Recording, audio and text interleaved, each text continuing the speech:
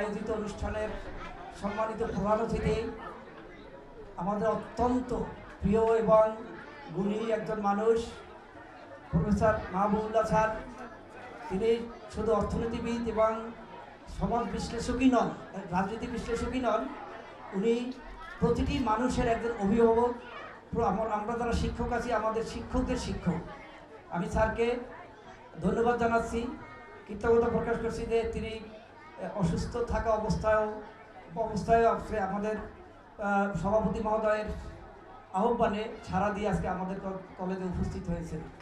আমি ধন্যবাদ জানাচ্ছি বিশেষ অতিথি, আমাদের অত্যন্ত আপনজন, আমাদের পরিবারের একজন সদস্য অধ্যাপক কাজী মাহবুব রহমান স্যার। উনি ওনার শত ব্যস্ততার মাঝখানে আমাদেরকে সময় দিয়েছেন। তো আমি বক্তৃতা দেব না, কারণ বক্তৃতা দেওয়ার সময় নেই।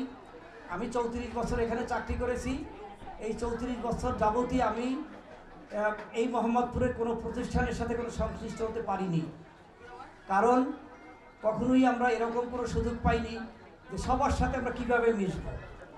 তো আমাদের সভাপতি মহোদয় বীর মুক্তিযোদ্ধা আব্দুল সালাম স্যার যখন এখানকার সভাপতি হলেন, তারপর থেকে স্যারের যে উদ্দীপনা, সেই সুবাদে আমরা মোহাম্মদপুর আদাবরের সমস্ত শিক্ষা প্রতিষ্ঠান সাথে ঐক্যবদ্ধ হয়ে আমরা একটির পর একটি বিভিন্ন প্রোগ্রাম করে যাচ্ছি।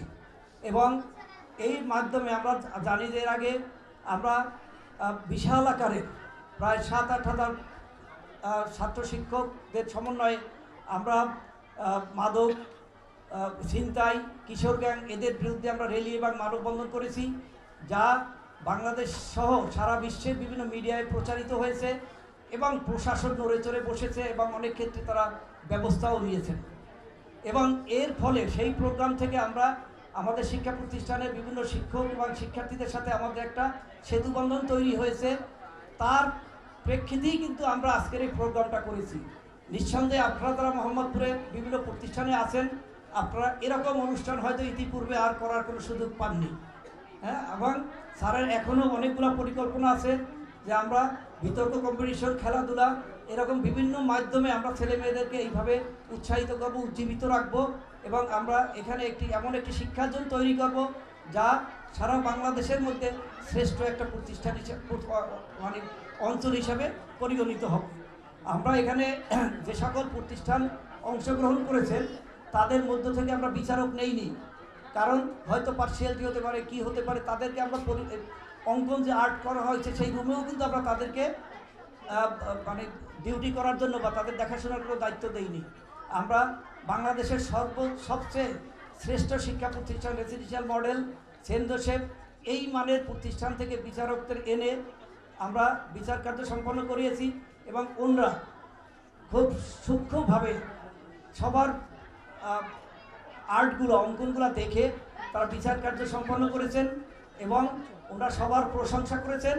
কিন্তু আমরা সব সময় জানি পুরস্কার থাকে 3টা, ফার্স্ট, সেকেন্ড, থার্ড, কিন্তু আমাদের সভাপতি মহোদয় বলছেন যতটুকু পারেন আগে এলেন।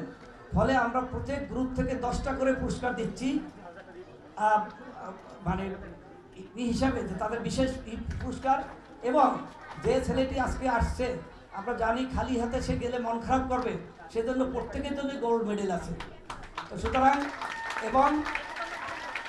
এবং প্রত্যেকের জন্যই আমাদের সার্টিফিকেট থাকবে এবং সার্টিফিকেটটিও আমরা স্যারের স্বাক্ষর থাকবেন, স্যারের নাম লেখা আছেন এবং স্যারের মাধ্যমেই আমরা দিচ্ছি। এই মোহাম্মদপুর আদাবরের শিক্ষক সমাজ যে একত্রিত করার এবং তাদের মধ্যে একটা ছাত্রছাত্রীদেরকে সেইভাবে গড়ে তোলার যে উদ্যোগ, এর উপকার হলো আমাদের বীর মুক্তিযোদ্ধা আব্দুল সালাম স্যার। উনি শুধু শিক্ষক না, উনি অন্যান্য পেশার লোকদেরও কিন্তু একত্র করে এই সমাজটা, মোহাম্মদপুরকে কীভাবে সুন্দর করে গড়ে তোলা যায় সেই চেষ্টা করছেন। আমি প্রধান অতিথি বিশেষ অতিথি সভাপতি মহোদয়ের কথা শুনবো, আমি কথা বাড়াবো না এবং আমি অভিভাবকদের ধন্যবাদ জানাচ্ছি। আমরা অনুষ্ঠান শুরুর আগে অভিভাবকদের অনুরোধ করেছিলাম যে আজকের অনুষ্ঠানটা আমরা বাচ্চাদেরকে মেহমান হিসাবে আমরা অডিটোরিয়ামে জায়গা দেব, আপনারা বাইরে থাকবেন, কষ্ট করে মনে কিছু নেবেন না। অভিভাবকরা আমাদের কথা শুনেছেন এবং তারা বাইরে অবস্থান করেছেন। আমাদের ছোট অডিটোরিয়াম, কিছু করারও ছিল না।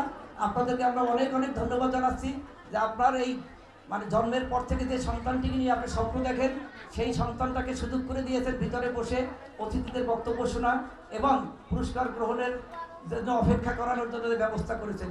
আমি সব শেষ, সবাইকে ধন্যবাদ জানিয়ে আমি আমার বক্তব্য শেষ করি।